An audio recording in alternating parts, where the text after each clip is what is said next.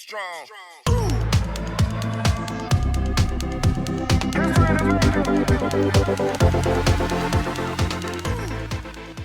Hi, and welcome to Funny Minds. I'm your host, Lynn B. And I am your co-monster, Edward Biss. How are you? Yes, our co-monster. And today I'm very honored to have on a really cool guy who's a radio host in Georgia. And it's 99.1, I believe, radio station. And also he does a sports entertainment podcast up in Canada. And he's doing also a radio station up there, Chris POMAY. Welcome to my show, Chris.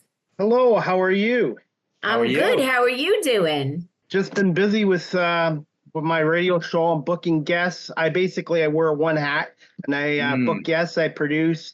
I go out and get work done, and I just love doing this. I started this 4.5 years ago. So, Chris, you're wearing a hat because you have a lot of gray hair, then. Yes.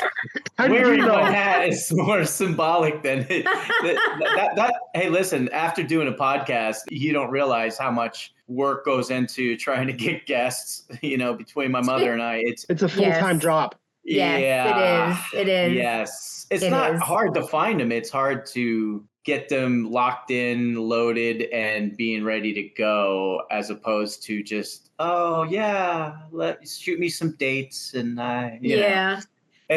Sometimes I don't know if you feel this way, Pat. Sometimes I'm really lucky and I'll send something out to like 7 people and they'll one by one, they'll just fill in the spots so perfectly. And I'll be like, wow, that was amazing. And other times I'm like, okay, can you do this because this one has a, and you're going back and forth and you're just like, you don't have any hair to pull out, but I do. I still have hair. But okay.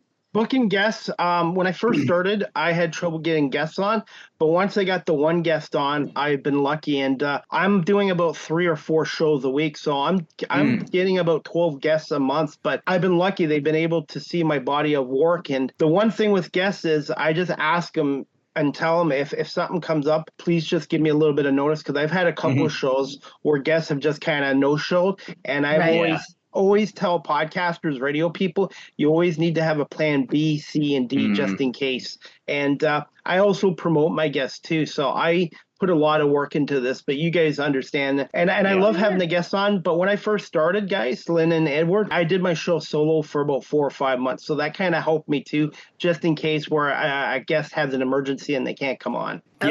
Yeah, absolutely. Right. It's tough.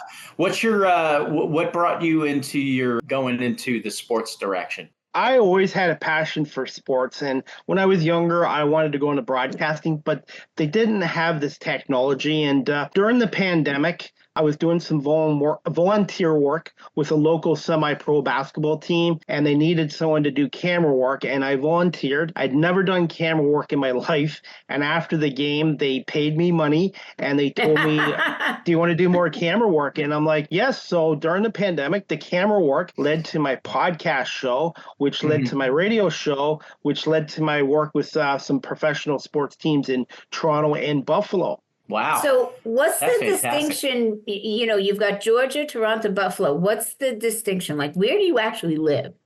I live aside from out of your car, where do you actually live?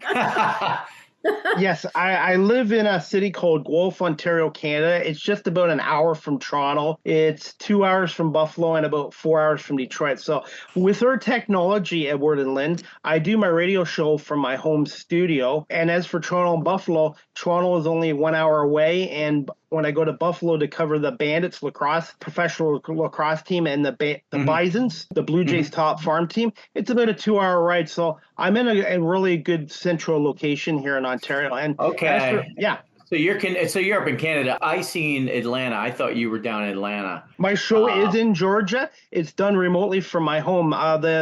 The radio producer, the station manager, Ryan O'Neill, has another Canadian on his show, and I guess he checked out my work, and he loves the Canadian Football League and my content. My show's not just a sports show. He likes all my content, and with technology nowadays, it's So they're based out of Atlanta. Okay. Yeah, Noonan, Georgia, just outside of Atlanta. Okay. That's awesome. It's funny. My wife is just up there. She was up in Detroit. She was like, one wrong turn, I'm going to wind up in Canada. I was like, yeah, hey. Just good luck You getting never back, know. but get me some syrup. But that's awesome, man. And sports these days I mean, there's so much going on. There's so much to talk about all the time. What is your favorite thing to talk about? Like, what's your favorite sport? I guess I would say, I know And you if guys you are gonna say hockey, I'm gonna beat you with a stick. No. I was gonna say hockey's one of them. Hockey's one of them. I would say football and hockey and baseball, and now lacrosse. It's called box lacrosse. It's indoor lacrosse. It's like hockey and basketball, and it's called the National Lacrosse League. I cover about 7 or 8 I've never different even sports. heard of that. I mean, Yeah, I've heard of lacrosse, but I've never heard of box lacrosse. Yeah, me there's either. there's outdoor lacrosse called field lacrosse, but they have box lacrosse, which is indoor lacrosse, just like indoor soccer. Like indoor soccer, football. yeah, or arena okay. football. Yeah. But Well, that's kind of cool. Have you seen a good uptick in the fanship? Absolutely. In Buffalo, they sell out a 20,000 seat arena. They get more Really? fans than a lot of NHL teams do. Yes. Wow. Wow. Yes, so and it's an upcoming league. It's been around for a while, but male and female, or they have it's two male. different? No, it's all male, but there is women. Okay. But more women are playing lacrosse, field lacrosse, and indoor lacrosse. Yeah, it's a growing sport, and they've been really great with me. They treat me like part of the team, and I get to talk to players and coaches. And what I love about it is I'm learning something new too. Mm-hmm. That's fantastic. Do you have any female teams of any sort that you have on your show or interview? Not yet, but I would like to. And a lot of my shows, I'm going to give you that look, Chris. Yes, I am working on that. But with all my shows, I do have a lot of diverse guests. I've had people from sports on and women. I've had a lot of women comedians, actresses on. That's cool. Yeah, that is cool. Yeah, so my show is sports, but is branching out to now like an entertainment talk show. Because I want to prove to all the radio industries that I can just do more than sports, which is my first love. But I just think any career you go into, the more hats, literally, hats you wear, the more valuable you become. And I just love doing media, and I love talking to people, connecting, and storytelling. Yes. And if you could connect with people, especially sports wise, with an entertainment value, it's a home run. That's golden. 100% of the time. Yeah. 100%. And you do a monthly show with Marlene, Small Talk, which I have been on. Thank you very much. I had a lot of fun being on that show. So that's diversified. You have a lot of different types of people on that show once a month with Marlene. Yes, and then I have a Toronto Argonauts weekly show I do with my co-host Nick. He's 27 years old. I'm 52. So the CFL is like our version of the NFL, and Nick gives me a younger perspective of the team, and I give him the older perspective, and I cover the team. So I do media work for the team, and then I'm a season ticket holder. So that show's weekly as well. So I'm a pretty busy guy every month with my 3 shows, which I really love. Yeah, you're like on constantly. Are you married? You do a lot. Are you married, Chris? Do you have a family? He has no time. I do have a family, but yeah, I'm not married and I don't have kids, but I am an uncle. But my nephews and nieces are all growing up now. So you're free and clear. You could just do you. Yeah. To be honest, right now. It's different when you're married with kids, and maybe I might not have been able to do this career switch, but this is something I always had a passion for. And everybody always talks about the negatives of social media and technology, but there are a lot of positives. And if you use social media and the technology the right way, it can be a great tool. And for many years, you had to go to journalist broadcasting school for this. But I've self-taught myself. And through technology, I've been able to do a lot of amazing things. It's funny you mentioned that, Chris, because these days, I think more and more people are realizing you don't need a piece of paper. You could just go do it. And it's great to see it in motion, because we've had so many guests on of all different genres that have done different things, self-done. Like they just went out and they attacked it and did it themselves. And it just proves the point that you don't need a piece of paper. You could just go do what you want to do if no one's going to stop you. And there's a lot of people that self-teach themselves in a lot of different areas, and and have done a marvelous job with it. And I just have been unsuccessful at teaching myself how to ice skate and play hockey, though, Chris. I'm not from Canada, but I love hockey. And, if you want to watch a friggin' comedy, watch me try to play hockey. Well, I just have to interject. My son and his brother played every single sport you could imagine. They did play hockey, though. He did play hockey. His brother, I think, was a little bit better, but he liked to just, check people all the time. So he spent most of his time in the penalty box, But Eddie did give it a try. For 2 years, you did give it a try. I did, man. You know what I did, Chris? I just ditched it because I was like, I could ice skate and I could play hockey, but I couldn't do the two together because you have to start really young. So what I did was I started my school's first street hockey league.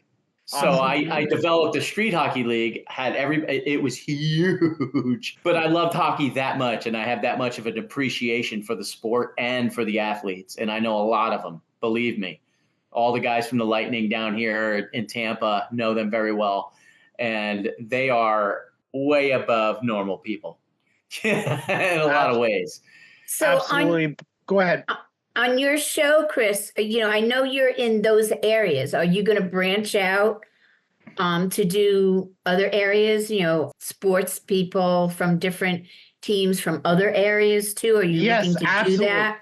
Yes, I've had guys on from the National Football League. I've actually was at the NFL draft in Detroit in April. People were I got a media pass. That's awesome. I kept applying for media passes, and they finally looked at my media work. They looked at what I was doing, and they granted me an NFL draft media pass for Detroit. How long does that take how long did it take you, I should say, to get this pass? Like how many times? About a year. Yeah, a year. Yep. A year in advance? Like how far in advance do you put in for something like that? Probably about 6 months. And I tried for other NFL events. I got turned down, but this year, the NFL draft in Detroit, I was granted a pass, and it was just an amazing experience. And people love and people just love my story. By the way, the education thing, I did go to school for law and security, but the thing with education is it's important to have education. Either it's in a classroom or outside. You never stop learning. So I want people to realize I'm not against people being in classrooms and learning, but education, it can be outside. Education is a lifelong process, whether you're in a classroom or you're outside. It's all day, every day. Absolutely. Honestly. And I've been doing some public speaking for local high schools here too. Good. And it's just amazing. I never thought 30 years ago I would be comfortable in front of a camera and an audience. That's a big thing, Chris. That's one of the, honestly, one of the number one fears of people is public speaking. Yes, number one, yes. Over shark attacks, lightning, you name it. The devil. Yes, people freeze. Some people just freeze. They'll just freeze. They can't get up in front of people. They can't talk. They do fine, and then put them in front of, I don't care if it's 2 people or 1,000 people. You put them in front of somebody and they just freeze. They can't get it. They can't move it forward. They can't get it across. So people like us, it comes so easily for us, to do. I know it comes very easy for me. I talk to anybody about anything, no matter where I am. And I'm sure you do the same thing. And I know Eddie does the same thing, just like our mouths, and I'm sure you're the same way, Chris. I mean, you couldn't be in the position you're in if you weren't able to, be that outgoing person to talk to people. My goal today is to turn Chris into a Kansas City Chiefs fan. Speaking of the Kansas City Chiefs, I have a guest coming up in a couple weeks. That's a former tight end with the Chiefs. His name is Jason Dunn, and he's tight end for the Chiefs and the Eagles. And he's a friend of mine, so he's coming on my show in a couple weeks. Send him over to our show, Chris. Oh my God. He's a good guy. Tell me you have a Chiefs massive fan here. Oh my God. Yeah, I am a massive fan. I go to Arrowhead. I fly out there. Yeah. I've been a fan for years and years and years. I have family out there, and I have season tickets. even though I grew up in New Jersey, I live in Tampa, but they're remarkable. They are a remarkable franchise. And if you've ever, anybody who has the pleasure, I should say, to go to Arrowhead Stadium and actually witness a game, it's an experience. It's not even a game. It's an experience. And when you've seen enough football games like we have, Chris, this is a whole different level of football. Like where you stay, they don't sit in the seats; they stand the whole time. Oh yes, and you can't talk to the person next to you because they can't hear you. And you sit there, and at one point you say to yourself, "How could they even hear themselves on the field? Because I can't hear the person next to me." And it's remarkable, and it's a serious fanship. They're a great franchise. So, Chris, I'm so excited. Yeah, I dub be a Chiefs fan now. I'm trying to cover every NFL. It's just like the Canadian Football League. They only have 9 teams. The NFL 32. I want to cover. I have my favorite teams like you do, Edward. But I want my show to be able to cover perspectives from all the other teams. I've had Bob Sochi on from the New England Patriots. He's the voice of the Patriots, and it's just I love covering all the teams because you get to know people, and I love interviewing guys that are current or former players because they give you a different perspective than the fans do. Do you know what would be cool for you a person that would be cool to talk to is Mitch Holthus? Yeah, he's their radio guy, the radio play-by-play voice of the Chiefs. He would be a fun interview, I think, for you because you would get a different perspective of not just the Chiefs, but just everything in general, because he's been around for so long and he's such a notable voice for the Chiefs, but he's been around sports for so long, like he could probably lend a lot of cool insight. That would be a target. Hell, I think that's a target for us, Mom. We got to get Mitch Holthus go on after here. it. Go ahead. Yes. Yours. And the thing is, when you reach, when you reach out to people, 9 times out of 10, I get a yes. Sometimes you get no or a no response. This is advice for anyone that does podcasting radio show. Oh, yeah. You want people that want to come on your show. If they're not sure or they don't want to come on, you don't force them in. One thing I was given by Buck Martinez, I don't know if Edward remembers Buck Martinez, played Major League Baseball. He was a catcher a long time, and he's been a long time Blue Jays broadcaster. And Buck, I interviewed him recently at the Canadian Baseball Hall of Fame. He gave me some advice. When you do interviews in person or virtually, make sure your guest is a talker, because he goes, his first interview when he retired from baseball was with Harold Baines of the Chicago White Sox. And he said Harold's a nice guy, but he didn't want to talk at all. So make sure any guests you get are talkers. That is very true, Chris. There's people out there that they're famous. They do a lot of things, but you put them on camera or put a microphone in their face, and they're like, I don't care. It just is what it is. We only had one person. I'm not going to name them, but it was like pulling teeth, and they were very blasé, and they had a very good company and stuff like that. But yes, it was, they couldn't wait to be on the show, and they got on the show and they were just like, oh, hum. And we really liked what they did. And, so it was a big pull to get them to say anything or go through anything. And, fortunately in sports, like, I should say usually when you're in the sports field, with what you're focusing on, Chris, they're generally excited to talk about what they're doing. Like there's a general excitement there. It's not even so much that, it's just they're excited about it. So they usually like to talk about either what they're doing or what they've done or what they love. Like or what the team's doing or whatever. Yeah, there's so much to talk about. But yes, I could, Chris, 100%. There are some people that just freeze and they're like, I don't know. And you're like, okay, well, you're on a podcast. And how much time do you actually spend, Chris, in going after people for your show? Because you're doing several shows. Yes, it's time consuming, and I reach out to people. I just got 3 more comedians on coming on my show, and I've got more musicians coming on. But my one guest, I won't name names. She's a world famous female boxer, and when she came on my show, she was nice to me, but she didn't look really comfortable. And it took 20 minutes, and then I finally asked her some questions, and she got more comfortable with me. So I can't speak for you guys, but I know with me, I want all my guests to get to know me before we go on live, just to check out my work, to see how I work, because I want my guests to feel comfortable and open up a rapport with me. I want them to realize that they can trust me, because there's some people in the media industry that are kind of like in for the shock factor to make a name for themselves. For me, I want to have good shows of storytelling and learning from my guests, and letting them it's about the guests. And I'm still friends with her, but I don't think she was overly comfortable on the air, but we got through the show. And that's the thing too. So that's why I always tell people, you got to take into consideration. Yeah. Everybody's different. Yeah. I don't think there's anybody we ever had on that really didn't check out our, because they usually do. They check out our show before they come on.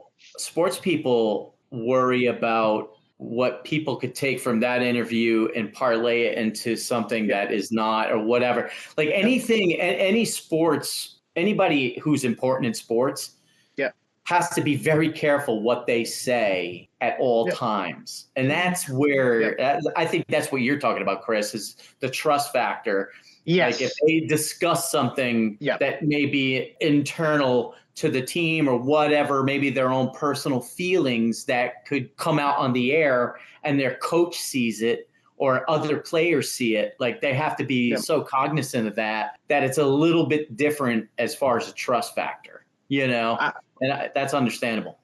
Absolutely. And with my show, if a guest tells me something before the show goes live, I respect them, because they're doing me a favor coming on. So I'm not going to burn them. And with my show too, even if somebody has political views that I don't necessarily agree with, I stay away from politics and religion on my show. Definitely. I think people have a right.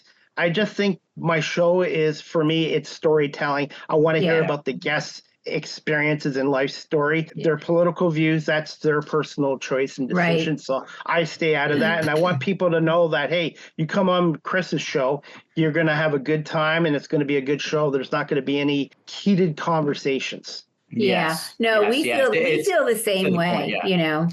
Everybody's entitled. You have to stick to that. You do. There's no other way around it. There's if just you too want much to progress in this controversy. industry, you got to stay away from it. Because it really is personal. You're bringing out what they do best and what they love and their passion. They don't want to be brought down to politics and all this other garbage that no one even wants to. It's like 100%. Yep. And we've had people who had said, we'd love to be on the show, but don't ask me about such and such. And that's fine. We won't, And it was funny. I was listening to somebody the other day who interviewed Greg Allman. And he said, I've got 3 things. Don't ask me about Cher. Don't ask me about my brother. And don't ask me about drugs. He said, but the interview went wonderful. It was a great interview, And I said, there's so much you could talk to that person about. Better to set the ground rules and be, off to a good start, Really? It's very tricky. And even some musicians, like I've had some rock stars on and then they're like, don't talk about this album. Don't talk about this guy. Don't talk about this. Yeah. Okay. Yeah, I don't care. I got you on. I want to talk about you. Exactly. Talk about you. Yes. Exactly. Yes. You know what's funny? It takes years to build up a reputation to be professional, but it only takes seconds to destroy it. And I take this very seriously, even though I do it from my home. I want everyone to know that every show I do, I make sure I'm professional at all times. And I just want to have good shows with my guests. And what I love is connecting with people and building their rapport and their trust. Because if you don't have a trust with somebody that's interviewing, you're not going to come back on your show again. Not only that, they're not going to reference you with anything. They're not going to send anything out on social media, and you're going to be like a leper to them. And you want that. You want to have that feeling of confidence that you treated them in a certain way, and that when they walked off your stage, and I say stage because we're all on a stage here, that they were happy, that they were content, and they had fun or they got out what they wanted to get out.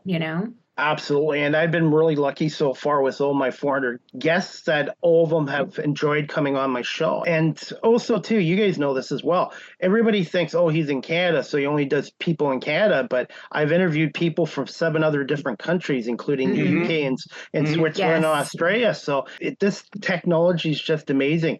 Yeah. Oh, it is. Absolutely. It is. Absolutely. I agree 100%. with you, Chris. I agree. We've had people from other countries on our show too, and it's amazing. And it's fun to have, it's fun to have people on from different countries because you get a different perspective, from their way of life, from their way of thinking, from their, their background and stuff. I love it. I just love talking to people. I love being with people on the show. We had Chris, we had a lady on once who moved from California to Costa Rica. Yeah. And we did an episode with her live, and she was at her house in Costa Rica, and she turned the phone around. To show and us, all you seen was this beautiful jungle. The tropics. Like it was it was literally like something out of like a King Kong movie. Yeah. Like it almost looked like a Hollywood movie set. Like it looked fake. And we sat there and we went, "Oh my God. That's where you are?" She's like, "Yep." I was like, that is fantastic. So it is cool, man. It's you take the journey wherever you want to go, but sports is universal. It's so important. And I'm excited to check into this lacrosse box deal because I have not seen that National Lacrosse League, or NLL.com. NLL.com. Okay. Yeah. Yeah, it's a combination of hockey and basketball, and they have 15 teams right now, and they're growing, and they're now on ESPN, and they only play 18-game schedule. These guys all have other part-time and full-time jobs, and the fans can relate to these guys. They don't make billions of dollars, and it's a fan-friendly driven league, and honestly, if you get a chance to check out the National Lacrosse League, the season starts up at the end of November, and it goes right to June. It's a great sport, and honestly, that's a long season. November, June. Yeah, the end of May. The NLL finals usually goes at the end of May. That's a long season. Yeah, but look at the hockey season's the same way, and goes into June. Hockey. Yeah, the hockey, they play way more games. Lacrosse only plays 18 games, so every lacrosse game means something. Yeah, because there's only 18. Hockey, you can lose 5-10 in a row, and it's like, okay, we can still make the playoffs. So tell me, Chris, who's the team that I need to root for? Who's going to be my favorite team? Who's your favorite team? The Detroit Red Wings, and I think was getting Patrick Kane back and No, not hockey. Hockey for lacrosse. The Buffalo Bandits. That's who I cover. Buffalo Bandits. They're 6-time National Lacrosse League world champions. They've won back-to-back. Can I get a jersey? Can I buy one of their jerseys? You can get one on their website, bandits.com. Bandits.com. They have legitimate jerseys and everything. You can buy them. Yes. Sweet. Yeah, Buffalo Bandits. Yeah, and John Tavares, who's their coach, he played lacrosse. John Tavares, he's basically the Wayne Gretzky. That's John Tavares, the hockey player. The hockey player. Yeah, that's his uncle. That's his uncle. And John Tavares, the lacrosse player, is the equivalent of Wayne Gretzky. This guy who coaches the Bandits is the equivalent of Wayne Gretzky, and he's just a terrific. Anytime I ask, he's intimidating to talk to, but once he gets to know you as a media, he gets to know you and he answers your questions and stuff like that. But these guys are hockey players are great, man. They don't pull any punches. Yeah. I mean, they do in theory. They do on the ice, but they don't on camera. They're very genuine. I've known a lot of hockey players, fortunately in my life. A lot of the guys from the Lightning, I used to work at a place that, when they won the Stanley Cup, they brought it there. And I knew, Alex Killorn and all those guys. And I met the keeper of the cup, was a nice guy who was based up in Montreal. Yeah. And they are the most genuine, serious guys. You don't want to mess with them, but they are. And even the whole old-time guys like, Phil Esposito. Yes. I knew Danny Gary. Danny Gary used to play for the Buffalo Bills, Buffalo Sabres back in the 80s. Danny Gary. Yeah. And I would sit at the table and listen to them talk. And it was just like, because they don't mess around. They don't mince meat. They just tell it like it is. And the stories that they tell are unbelievable. It's so funny. Unbelievable. But that's awesome. I can't wait. Buffalo, I have it on my phone. Buffalo Bandits. Buffalo Bandits. That's cool. Yes. That's cool. I don't like physical violence, but I love a good hockey fight. Oh my Hockey. God, a good hockey. Oh my God, it's the greatest thing in the world. But hey, hockey is not like it used to be. Like hockey, they've made it more of a finesse sport. Like they've taken I a lot of know. the fighting. They've taken a lot of fighting out of it, and Oh, and but I they think still it's have their fights. They do. fights, but not like the 70s and 80s where Oh they have no, Vince Clear and that Boss. was like, So oh my or like God, it was Slapshot, you know the movie torture. Slapshot? God. The movie Slapshot. It's not like Hey, that movie Chris, Oh no, I was at a lot of games back then. Chris, did you ever watch the movie called Goon? I've with heard of it. Sean William Scott, the kid who played Stifler I didn't see it, but I have heard in of American Pie? Watch the movie. It's called Goon, Goon. They have a part one. They have a part one and a part two. Watch the part two. Okay. It is one of the funniest movies you'll ever see in your life. A lot of celebrities in it, like a lot of great actors. Yeah. Very well done. Sean William Scott's in it. Thoroughly entertaining, insanely funny. Insanely funny. Goon Part 2. It's called Goon Part 2, The Enforcer. You will die laughing. All right, it is Chris, fantastic. you got to put that on your list. Put it on your list. I got You got to Buffalo. find time to watch it. I got Buffalo on my list. You put that on your list. You will. I guarantee, Chris, you will thank me. Are you looking forward to Happy Gilmore 2? Happy Gilmore, the sequel? Yeah, with Adam Sandler. Are you kidding me? That was awesome. It's about time. So what do you have on the horizon, Chris? What's your horizon look like for you? Tomorrow night, I do my weekly Argo Bounce Live audio show with my co-host Nick and myself. We break down the Argos game against Calgary. They won, and we're going to talk CFL. And then Friday, I have two ladies on from New Jersey, Emily Paul and Kimberly Tweed. They have their own podcast. They have their own podcast show from New Jersey.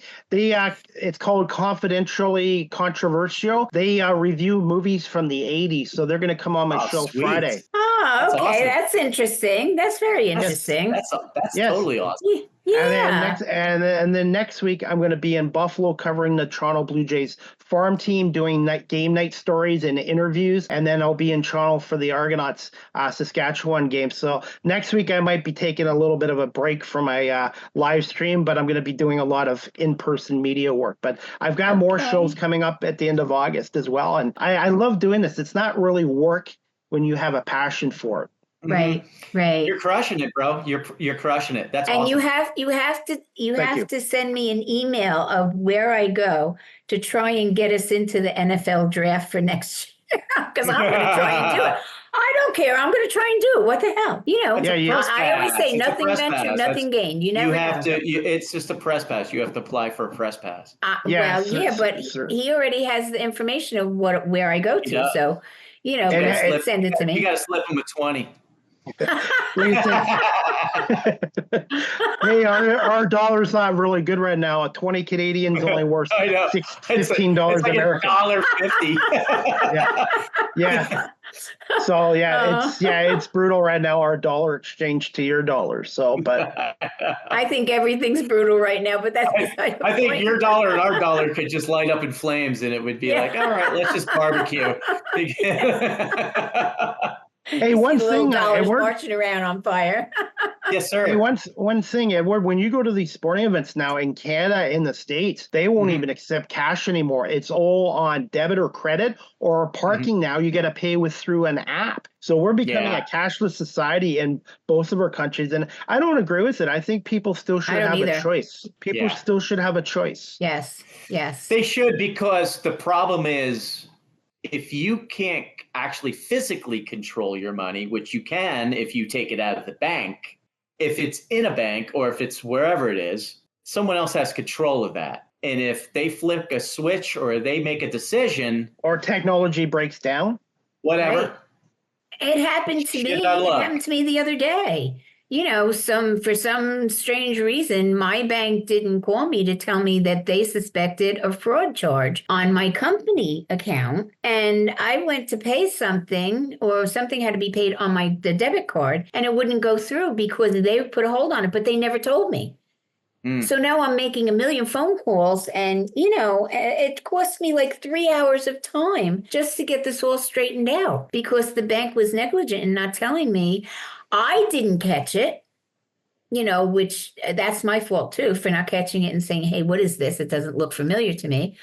But it was only like a couple of days ago. So, the bank should have been, but they just stopped everything.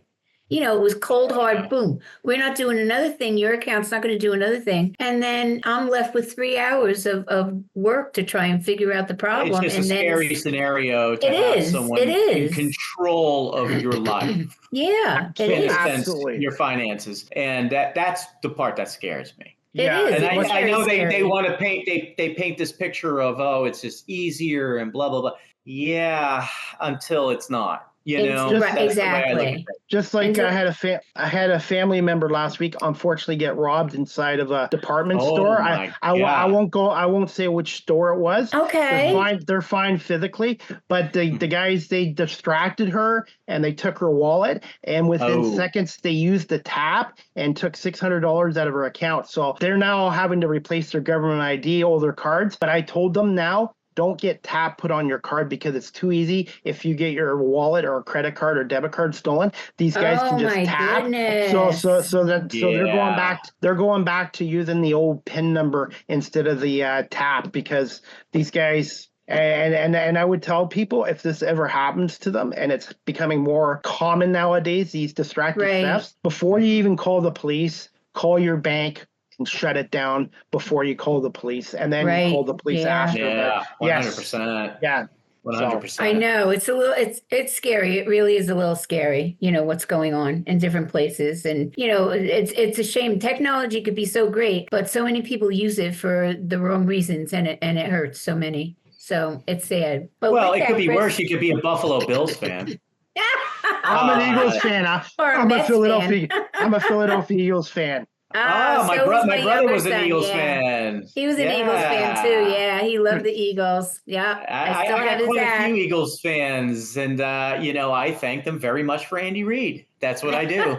Well, you know what? It was time. It was time for Andy to leave in Philly. He had a great run there, but you know what? He was there 14 years, and it was a change. And you know what? Him going to Kansas City was the perfect fit. Just like Belichick. Belichick, it was time for Belichick to leave New England, and all good things come to an end. But Andy Reid, I can't say anything bad about him. And the Chiefs are a top flight organization. I'm just hoping the Eagles can get the revenge against the Chiefs in a Super Bowl again. Well, Chris, I feel we're going to have a little friendly wager going on after this show. But no, honestly, it's a shame that Jason Kelce retired. Obviously, he was a mainstay rock for them for so long. But they do have a very good damn team. They do have a good great team, coach. They have excellent players. Their division's getting tougher. I think that's really the focus. I think the Giants and Dallas. Maybe not so much Dallas, but Giants will probably be a little bit stronger this year. I same as Washington. Washington might be a little stronger, but at the same time, in my opinion, Philly should handle that division, and I believe wholeheartedly in their quarterback. It's not over until the fat lady sings. I think he's a fantastic quarterback. They have a great coach, and they have all the chance as everybody else does. Absolutely. Hey, one thing you love Patrick Mahomes. I love Mahomes. Patrick Mahomes was drafted into Major League Baseball in 2014 as I think it was a catcher by my team, the Detroit Tigers. They drafted him, but I guess he decided he wanted to go to college football route in the NFL. But he could have been a Detroit Tiger, just like Tom Brady was drafted as a catcher by the Montreal Expos in 1995. A catcher? Yeah. Brady? A catcher. Really? Yep. Oh my God. And you know it's what? hard to envision a dude 6'5" or 6'6" bending down and getting up every friggin' pitch. Yeah, and I believe, no, don't see him. Yeah. Don't see him like that. I believe Brady would have been a decent Major League ball player if he decided to go to baseball route. Just like Patrick Mahomes' dad played baseball. So Yes. Yeah. Patrick is a superstar athlete, and thankfully he has his head on his shoulders, and that's a good thing. He could have he could have easily played baseball. Mm-hmm. He flourishes in football, but the thing I love most about him is that he has his head on his shoulders. Like he's serious. He takes it seriously. He's not in the media. He does the celebrity thing, but he keeps it within his family. And he's not an embarrassment. He's not an outspoken maniac. You know, how a lot of these NFL guys could be. He's impressive, and he's definitely a role model, a great role model for kids. 100%. Yeah, that he is. Any young doesn't mean football. Any young athlete could look up to him the same way they looked up to like Michael Jordan and Derek Jeter. Yeah. You know, I put him in that category. Tom Brady. And one thing, they call him the GOAT, so they call him the GOAT for a reason. You know, and one really do. Yeah. And one thing too, doing media work when I'm at these sporting events, you get to see another side of an athlete that the fans don't see. So I tell people, don't judge an athlete based on what they're doing on the field or whatever. Mm-hmm. I get to know them outside of the football field, hockey arena, lacrosse field, and they can be completely different. So I always tell people, don't always judge athletes based on their TV persona. Yeah, absolutely. Well, they're just people. Yeah, they're just people. They're just really good at what they do, but they're just people. Just like guests. I've had some famous guests on. I talk to them the way I'm talking to you guys or anyone else. Be yourself. Don't try to be somebody that you're not. Just be yourself. People will have more respect for you and feel more comfortable with you as well. Absolutely. And when and you've had the pleasure, Chris, of meeting a lot of them, and I have too. You know, like I'm friends with Tino Martinez from the Yankees. I have his phone number. I call him. You know, like he's just a guy. I could talk to Tino about strip clubs. You know, like I can. You just like his wife. That's all there is to it. No, his wife's awesome. His family's awesome. But I could talk to him just like I talk to any one of my buddies because he's just a guy. You know, and that's the side of athletes that you don't see. You see TV and all these moments, but when you sit down and talk to them, it's just a person that just happens to be really good. That have really great talents in certain areas. That could jack home runs. And I'll be honest with you guys. I don't think when I was in my 20s or early 30s I could have done this. I think I would have been starstruck. And my former career, I was a corporate security guy at a gambling environment in a racetrack casino for 20 years. And I had to deal with a lot. I had to talk to all walks of life of people, rich people, poor people, people with mental health issues. I had to listen. I had to interview people when an incident happened. I had to deal with intoxicated people. So I think my former career in a way helped prepare me to do this because I had to deal with a lot of situations in person. And one thing too, listening is just as important as talking as well. Mm-hmm. And what we're going to listen to right now is where you're going to tell all the fans where they can find you. They can find me on all social media platforms. I have a website, beacons.ai/Chris D. POMAY, and my YouTube channel, type in Chris POMAY live with CDP Sports Talk, and I'm on Facebook, Twitter, Threads, Instagram, TikTok, all platforms except for Snapchat. And that's POMAY, POMAY. Yeah, it's POMAY. POMAY, yeah, and first name is Chris. So, Chris, it's been a pleasure to have you on the show and to hear about all your sports people that you've been involved with, which is very interesting. I think it's very interesting, and I think what you're doing is very interesting. And I really enjoyed being on your show. I hope you enjoyed being on mine. And for all our fans out there, we are funnyminds.com, and we have some new merch. And you can go on. We have different logos. We have Funny Minds done in different ways. You can go, there you go, Chris. And we have shirts. This is just one. Why do you have like a bad Denver traffic cop mustache on that cup? We have some great shirts for you. Hey, Chris, Goon 2. Okay, that's right. Don't forget Goon 2. I want you to watch it. I'm giving you a homework assignment, Chris. Okay. Watch it, please. It'll please your soul. There's 2 organizations that we're very fond of, and that's St. Jude's Children's Hospital and breast cancer. So when you go on our site, there's a big purple button. You can press that button and you can make a donation. And those 2 organizations help an awful lot of people. So with that, I am going to say goodbye to Chris And thank you for being on the show. And I ask all my fans to be healthy, to be happy, to smile, to be wise, to be non-judgmental, and to laugh, because we all know that laughter is the best medicine. So I'm going to say bye-bye now. Have a great afternoon. Thank you, guys. Chris, thank you, Lynn and Edward. And make sure you follow me, Edward, and we'll talk on social media. Absolutely. Yes, definitely. Thank you so much for having me on today. I really enjoyed it, and continued success with your show. And I'll have to get one of your shirts at some point and send you one of mine as well. Yes, Okay. absolutely. We'll get together and talk some sports. Right, definitely. Okay. Bye-bye now. Thank you so much, guys. Bye. Thank you, Chris. Thank you.